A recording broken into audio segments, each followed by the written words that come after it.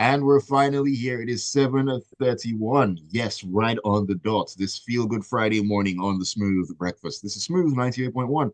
We are your love music, love live station. And it's that time to take a look at the stories, the headlines, the major talking points in the papers. This is what we do 7:30 a.m. every single weekday morning on Smooth 98.1. Welcome to Freshly Pressed. It's an interactive session, as always, which means we'll take a look at the stories. We'll get analysis of them as well as your thoughts and contributions. That is how it's going to work. So that means you get to be a part of the discussions this morning, everything we'll be talking about. And you can do that by sending your messages to us on WhatsApp. You know, we love to hear from you. So please send them in on 0809 444 0981. 0809 444 0981. That is the WhatsApp number to send your message into. Please keep the messages as concise as possible. Make them clear enough for me to read and get through them as easily as possible so I don't feel like a horse falling down a flight of steps, stumbling over, and so on and so forth. All right, joining me this morning, as they always do, we are complete in the studio. Well, I'm in the studio there with me virtually, but still here in spirit. Joseph Obari and, of course, AB Bozimo are on the call. Good morning to you, gentlemen. Good morning. Good morning. Go ahead, Joseph, please. All right. Good morning, everybody. Good morning, good morning, listeners. You're welcome to the show. Good morning, Ayo, in the polar setup. Good morning, Sir Joseph.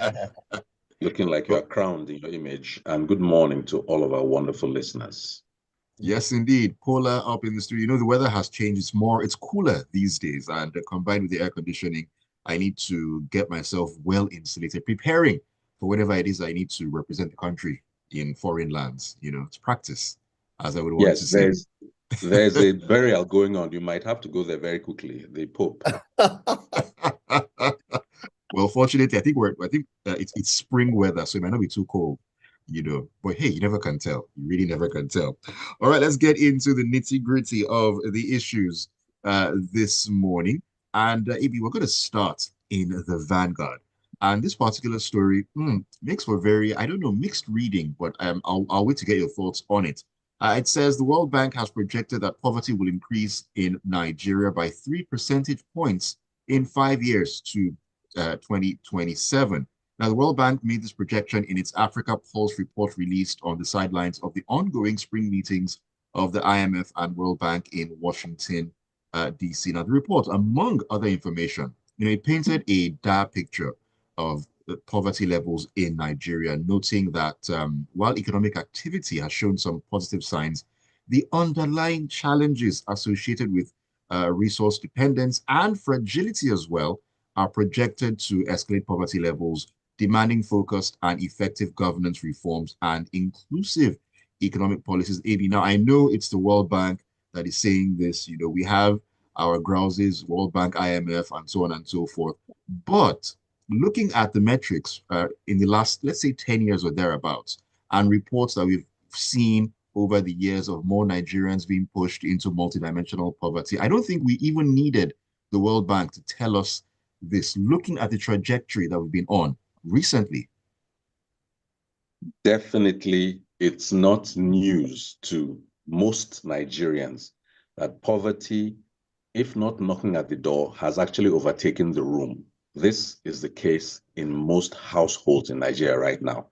You might be, if you're able to get up in the morning, put on a generator, go to work and get something back, yes, you might say you're not there yet, but most people are less than one paycheck away from total family collapse. Poverty is not just or only poverty in terms of your pocket. Your lack of access to basic goods and services has been strained. This is where we hear that there are a number of people that no longer take their medication as and when due. They tend to stretch, the drug schedule out just because they can't afford it. Poverty is when children are no longer able to be guaranteed that they will have their place in their school. Poverty has many dimensions, and most of all, poverty is just a sheer reduction in the sense of hope around us, despite the so-called renewed hope agenda. Now, what so strikes me in this story is that they say it is 80% of the poverty across planet Earth, and that should include the solar system, is concentrated in sub-Saharan Africa. And even in that sub-Saharan Africa, the large percentage is just in 4 countries, out of which Nigeria is one. So when you see that kind of statistic, it could easily have been the flip, that 80% of the brilliance and wealth and excellence could have been concentrated in one area.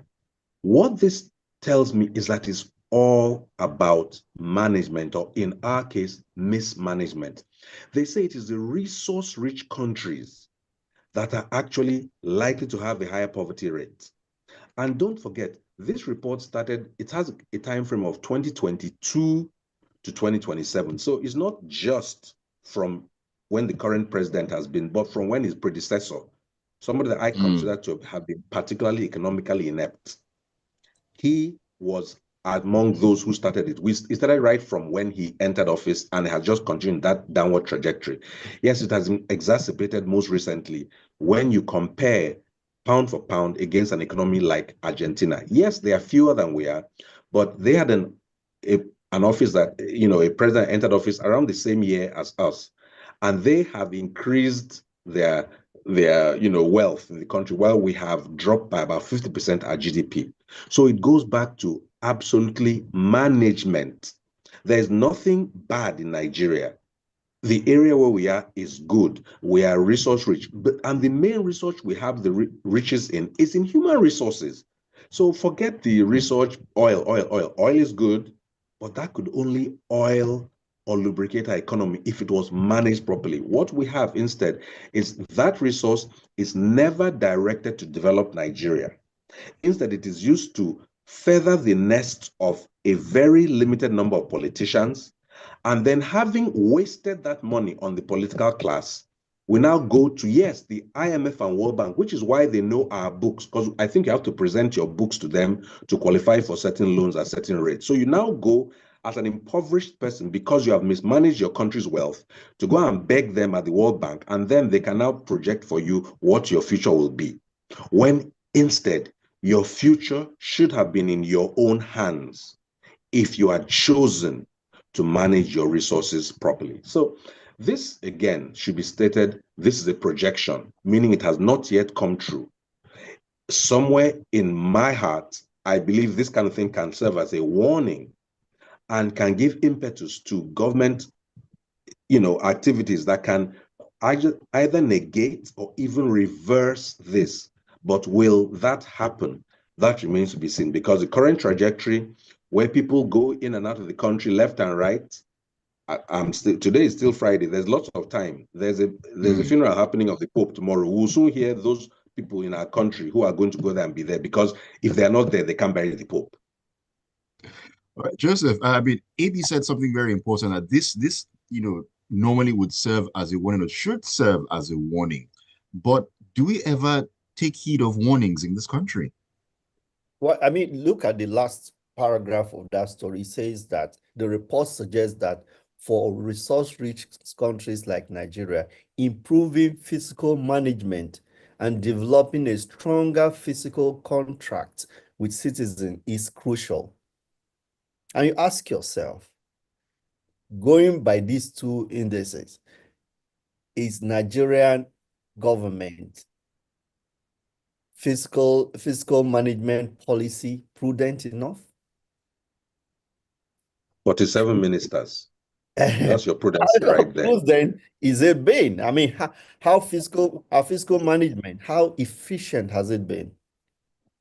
Here and there we see wasted money, travels. I will take the president's travels, for example. You know how much it takes to keep a president out of the country for 19 days?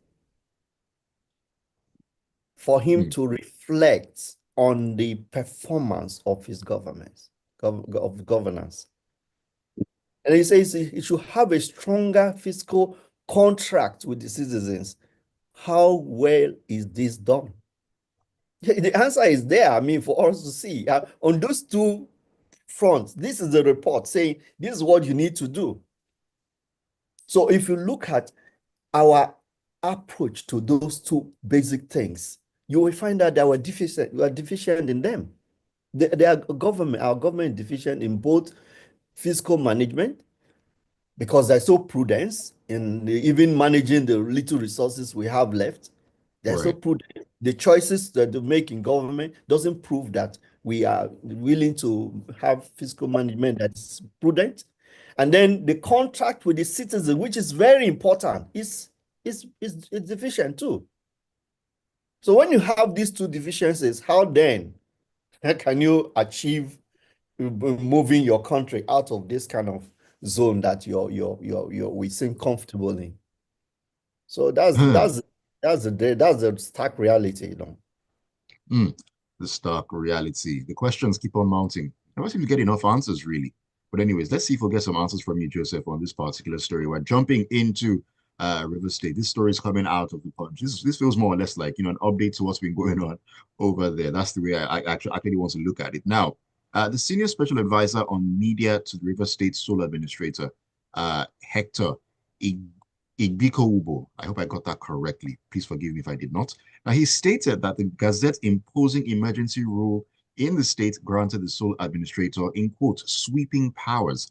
Now, he issued a warning to supporters of the suspended governor, Siminalayi Fubara, urging them to exercise restraint in light of the ongoing protests against the state's sole administrator in the person of Vice Admiral Ibok Ete Ibas, retired. Now, speaking to the Punch on Tuesday, Igbiko described the continued protest by Fubara supporters as a test of Ibas's resolve. However, he emphasized that the sole administrator had chosen to exercise restraint rather than use the broad powers granted to him by the Gazette. Now, Joseph, that sounded to me like him saying that, I mean, the sole administrator can decide to do and undo, but just because he's chosen not to do so. I mean, what sort of, should I say, energy or vibe are we supposed to take out of those statements made? I know Hector personally, is a professional colleague and a friend, but I think it's an unfortunate statement to make, even though it's made in such a way that it seems okay, where are you? So, but the man is signed, and maybe it's intended to project the man as a kind person who is doing Rivers people a favor by not employing all the powers at his disposal. It's at this moment in Rivers State, what the kind of sentiment and the kind of statements we expect are things that calm frail nerves. This is a democracy. And Hector and his boss need to be reminded that this is a democracy. It's not a military regime. Even though it is an emergency rule that is in River State, it doesn't mean that we are not operating in a democratic society. You have your way, but the people must have their say. So when you use your might to do things that are against the people's will, all they have is the right to protest, and the right of protest cannot be taken away from the people.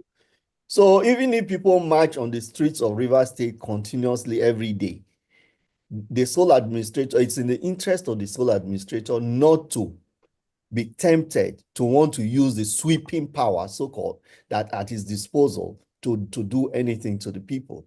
Because that will not even augur well for the administration at the federal level. It will not project Tinubu well, because the administration bringing that administration into River State in the first place has got its flaws. They've not sufficiently dealt with that. Not to talk about, for example, brutalizing people on the streets, which is what the sweeping power could be, sending the military into the streets. Really? You want to do so? Okay, do it and see how well it augurs for the administration. So I think people who are working with the sole administrator need to help him by helping him to be able to communicate more effectively. And one of the ways in which you can do so is to project the peace building effort. He talked, a later part of the story talked about his engagement with stakeholders and all that. And you should project that and say that discussions are going on to be able to address the grievances of people and blah, blah, blah, blah, but not issue warnings. and talk about sweeping powers that is at the disposal of the administrator to use. We will challenge the administrator to, for example, apply some of those sweeping powers and see what the result will be. At the end of the day, it's not going to benefit anybody. So calming frayed nerves and communicating engagements should be the focus of the kind of communication that is coming out of Rivers State administration at this time, and not this kind of provocative statement, if I may say.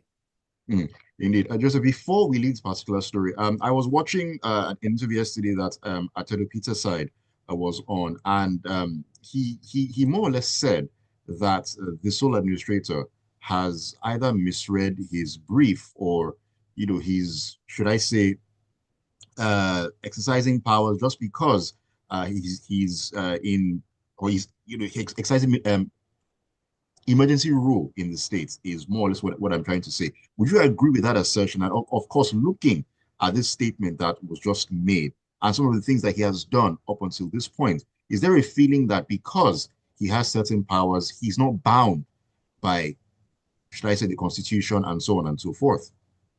Yeah, so start with emergency rule comes with its own implications. And because of the nature of emergency rules, yes, the sole administrator may be given some sweeping powers. And one of it is that he can take extraordinary measures, right? Now, Okay. but the point is that the context should determine how you approach and apply those kind of things. So that's why I say the temptation should be resisted. Just because you're giving sweeping powers doesn't mean you must use them. Because your goal, your objective, your overall goal is to restore a bad situation. And then when you adopt inflammatory approach to that situation, you only inflame things. So Right. what would it seem like if you send forces to the streets to confront protesters against you? I mean, the other time it was a confrontation with NBA over 300 million that was given by previous administration. These are distractions. Focus on rebuilding peace in that place, getting sides, people together, and then running the place efficiently. So if there are no underlying motives, it should be that you have a clear focus on what you want to achieve and you go for it. You resist the temptation to want to use those so-called sweeping powers that come with a state of emergency or emergency rule state. Yes. All right. Okay, AB, let's talk about matters concerning the NNPCL, or should I say their former GMD. This one coming out of the Punch. A coalition of legal professionals under the banner of Guardians of Democracy and Rule of Law has announced its intention to file a petition with the Economic and Financial Crimes Commission, the EFCC, on Monday, demanding an investigation into alleged corruption and mismanagement during the tenure of former Group Chief Executive of the Nigerian National Petroleum Company Limited, that's Mele Kyari. Now, speaking with the Punch on Wednesday, the group confirmed the forthcoming submission of the EFCC petition, which follows a similar petition already filed with the Attorney General of the Federation and the Ministry of Justice. We're back here again. The NNPCL under a microscope. I mean, we've done this song and dance a lot of times. The people have demanded to know exactly what's been going on in the NNPCL, one of the most opaque organizations in the history of opaque organizations anywhere in the world. Now, this group have come out to say they're filing a petition that Mele Kyari needs to be looked at. Will this go anywhere? First of all, let's put straight on the table that Mele Kyari, as he stands, is completely innocent of any financial or other malfeasance until proven otherwise. So once we have that in our back pocket, we can now tackle this story. The fact is, NNPC was privatized in 2022. And ordinarily, based on and I'm sure Joseph will correct me or elaborate, based on the laws of operating companies, There should have been much, much more clarity and sunlight shone on the various activities, because that is how public companies should be, reporting.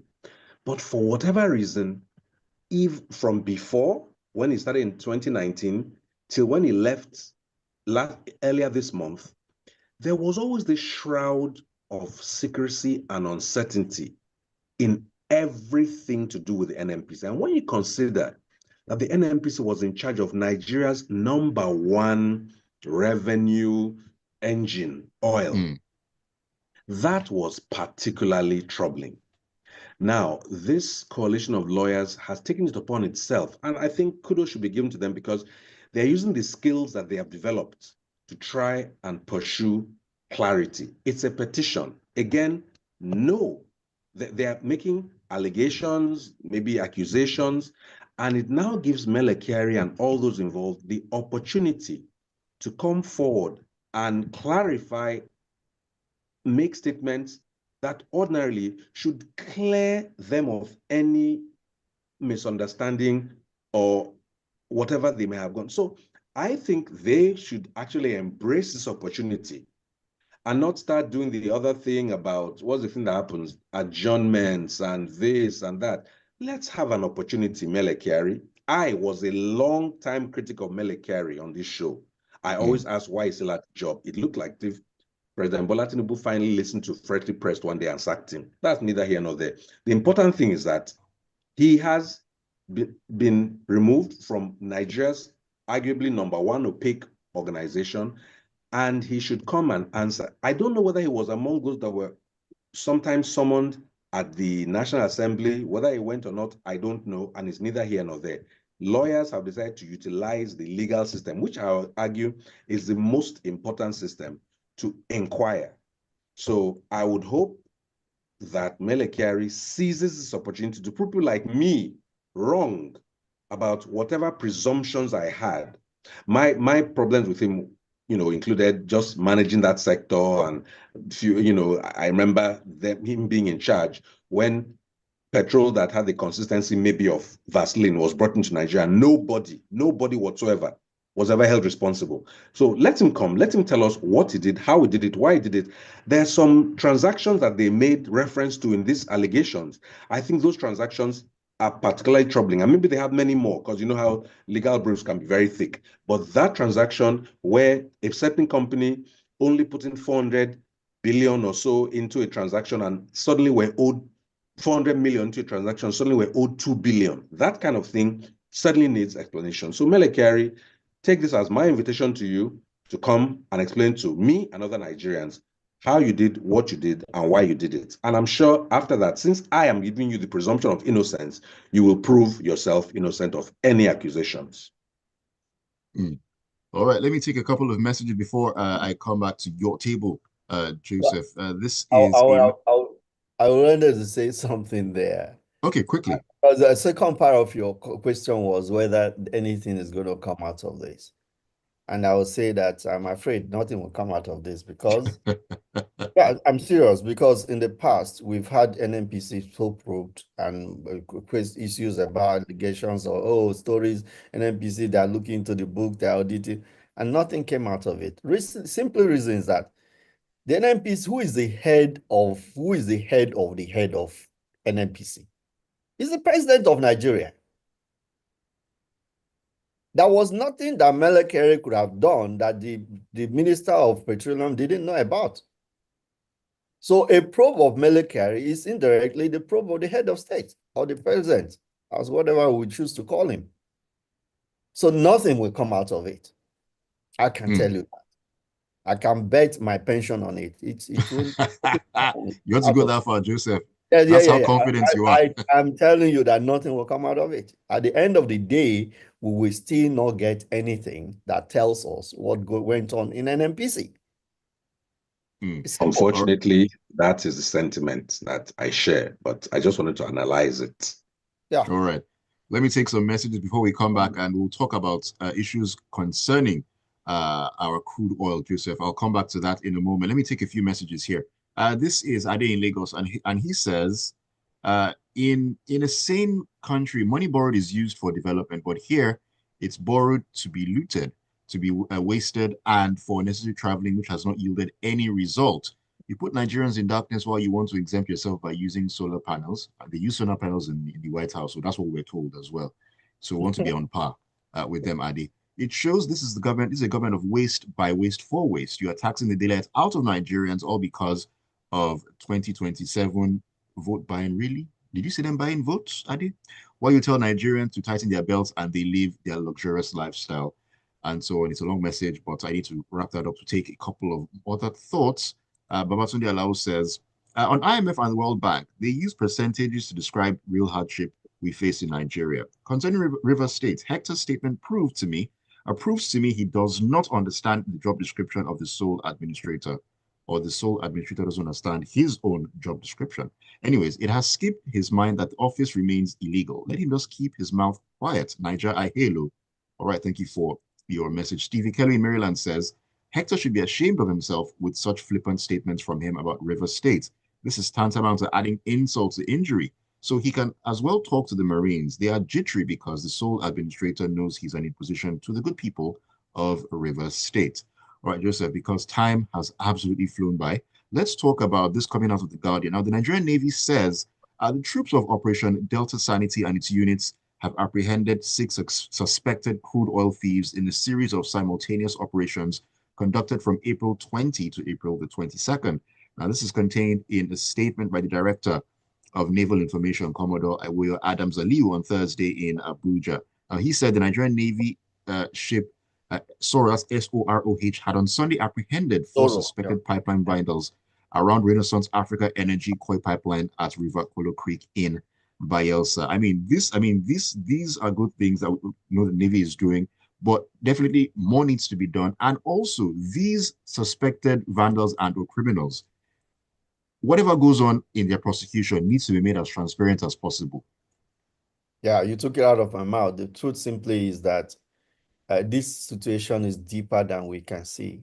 I mean, as I was in the industry and I know that the depth of this problem is deeper than we can see. For every one announcement of arrest, there are 10 others that have happened that they went scot-free. So it's an industry on its own. The theft of Nigerian crude is an industry of its own. It runs parallel to the official oil industry. And there's the other extension, which is the security around the oil industry, which is in its own an industry, a security industry for oil industry. So you have layers of duplications and terrible corrupt practices that are going on there. So we commend the Navy for this one, because at least every attempt to stop these gangs that are operating. And now look at the whole of the Niger Delta. They've gone as far as Anambra, to begin to even the young, very nascent oil production in Anambra is also already threatened. So all of that area, it's frightening. It's frightening. I've been on what we call overflight of the region. And in some cases, you actually see it's like you plant gardens behind your house where people are just cooking crude oil. It's a national asset. And I think we are not even dealing with the matter as seriously. I mean, with the private initiative to protect pipelines, that has helped a lot to have Nigeria be able to produce some crude oil the way we are doing now.